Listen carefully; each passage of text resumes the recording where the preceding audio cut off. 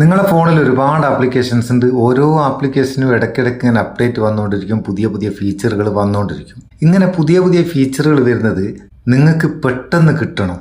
അതായത് എല്ലാവർക്കും കിട്ടുന്നതിന് മുമ്പ്, ഇപ്പോൾ ഒരു ആപ്ലിക്കേഷനിൽ ഒരു പുതിയ ഫീച്ചർ വരുന്നുണ്ടെങ്കിൽ പബ്ലിക്കലി അത് കിട്ടുന്നതിന് മുമ്പായിട്ട് നിങ്ങൾക്ക് കിട്ടണമെന്നുണ്ടെങ്കിൽ അതിന് ചെറിയൊരു പരിപാടി ഉണ്ട്.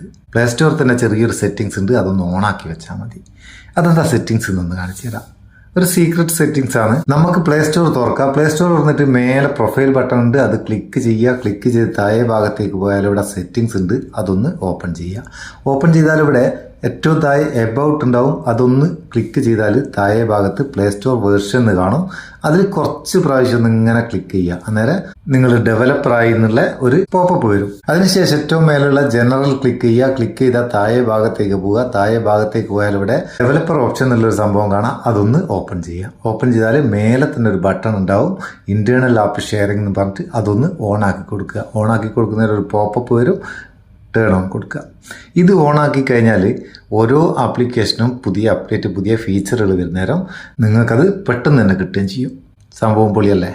പിന്നെ വേറൊന്നുണ്ട്, ഓരോ ആപ്ലിക്കേഷനിലും പുതിയ ഫീച്ചറുകൾ ടെസ്റ്റ് ചെയ്യാൻ വേണ്ടിയിട്ട് ഇങ്ങനെ ഡെവലപ്പർമാർ കുറേ ആൾക്കാർക്ക് ടെസ്റ്റ് ചെയ്ത വെർഷനായിട്ട് കൊടുക്കും.